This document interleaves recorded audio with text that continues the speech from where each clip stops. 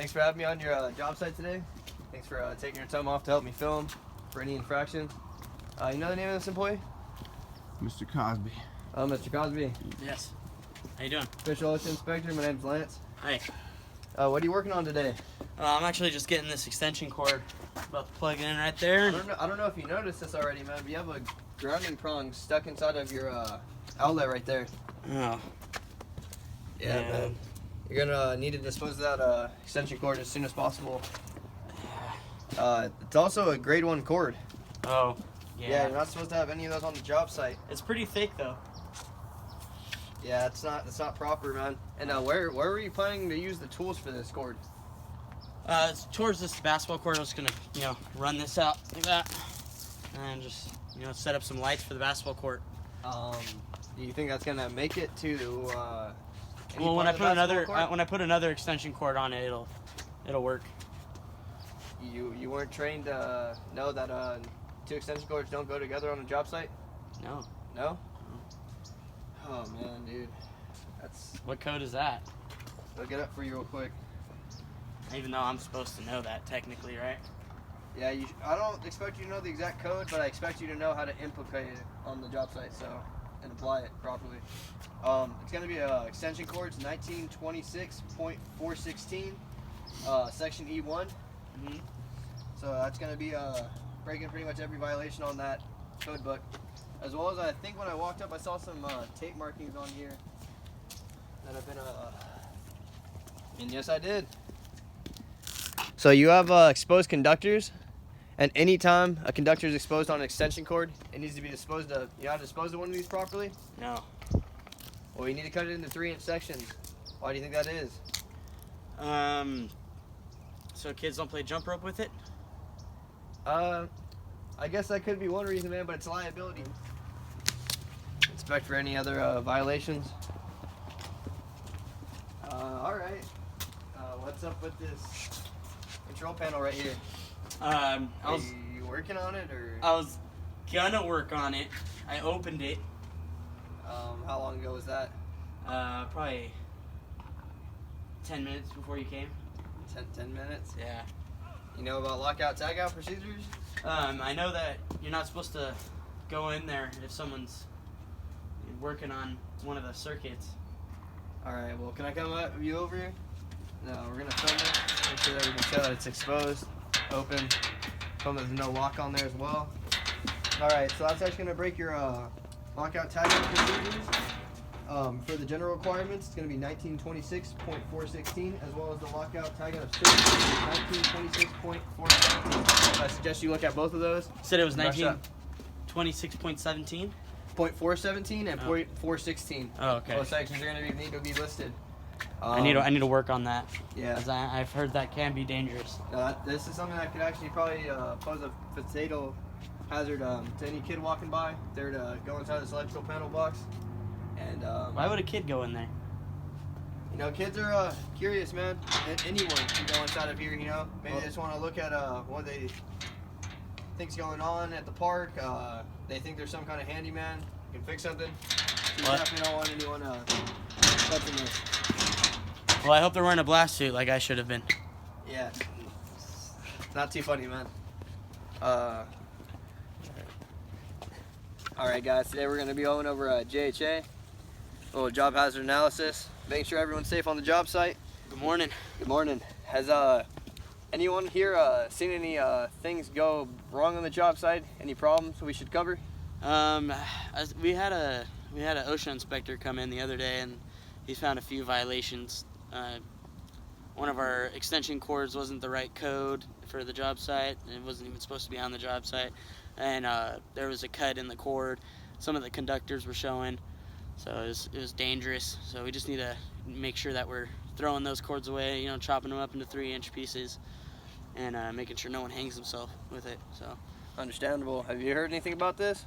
Also, we had the lockout tagout issue over there, where I heard about that. panel was not locked out and a child got in there. Oh. They could have killed themselves. Oh, wow. They were playing with wires, pulling and tugging. Did you see him?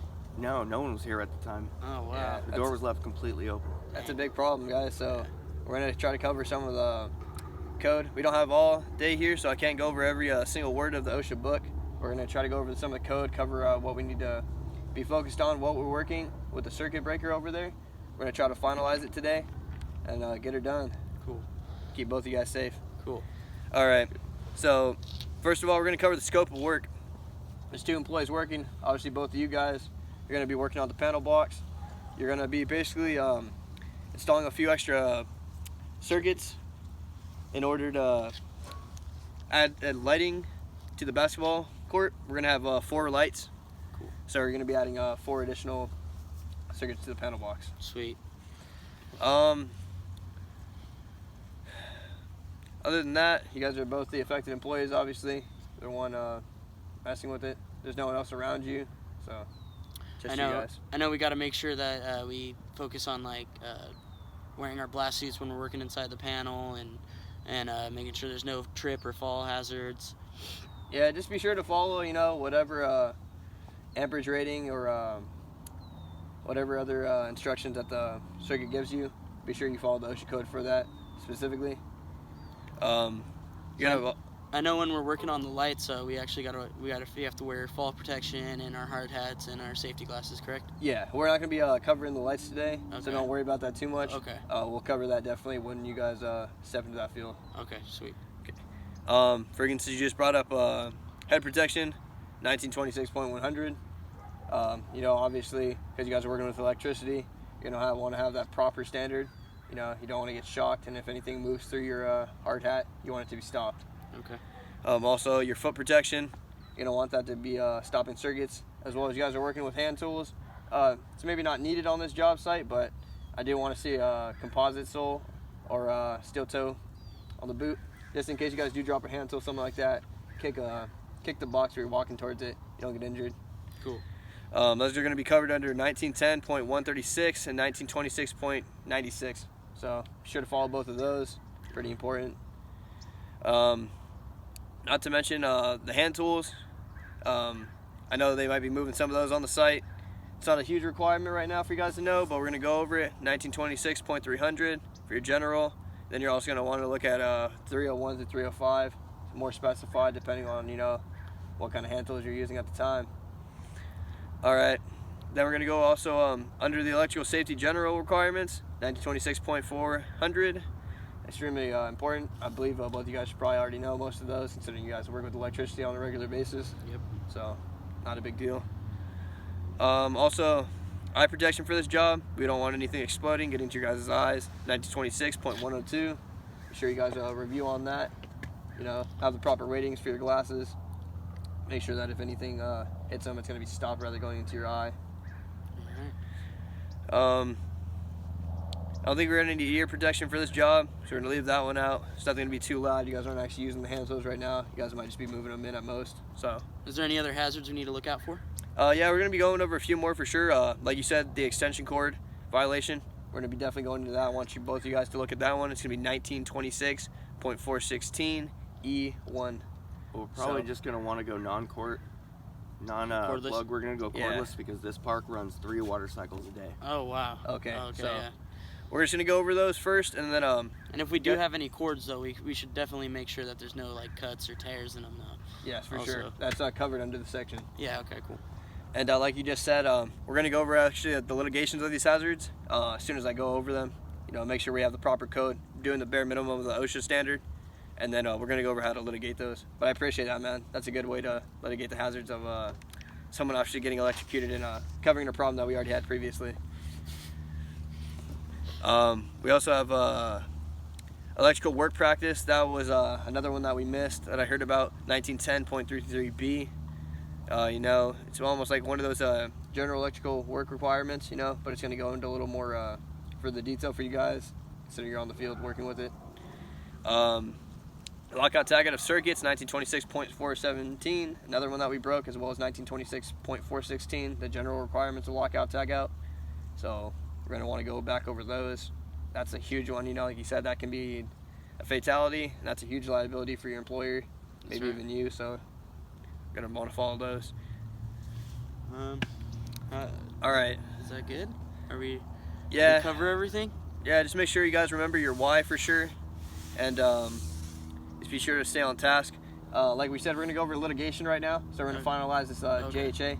So like you just said, he brought up one good way to stop one problem we could have on the job site by using what was it again? Cordless tools. Yeah, cordless tools. It's a good way. You know, they have a power supply. They're not going to shock you as often, you know. Yeah. Especially with the extension cord problems that we already had. We don't really want to repeat that. Yeah, climbing up on the ladders with an extension cord just probably wouldn't be a good idea. Yeah, also follow, you know, wearing the safety glasses, you having them is all right. You having your hard hat's all right. But, you know, actually applying it is what's going to stop gotta actually, you know, put them on. Yeah, as long as when you're on the stop site, you know, be sure you have those on, as well as your proper work boots. You know, you bringing those in your truck's fine and dandy, but if they're not actually being applied, they're not going to stop the hazards on the site. Be sure you're notable of what you're working on. You know, how high the amps are, the amount of volts, everything like that. So a few guys told me earlier that there's some nails in the grass around here, so you got to watch out for anything piercing our soles. So make sure you are wearing your correct foot protection. Yeah, it's very important. So we're going to try to litigate some of those hazards. Obviously, you guys are working in a pair rather than the last time he was found, he's working by himself. Just in case he was hit by the panel, you have someone else there to, you know, knock you off of it. Hopefully stopping the fatality, as well as to notify the proper personnel. So it's another great safety risk to stop. If you guys have anything to add, anything you can think of, maybe to litigate the hazards that I haven't gone over, cordless tools, if something comes protection. If something comes up later, I'll for sure come to you. As soon as you guys know anything, you know, that you see on the job site that can stop a hazard, just let me know. All right. All right, Sounds guys. good. All right, thank you. Good having this talk this morning. All right. Have a good day, guys. You too.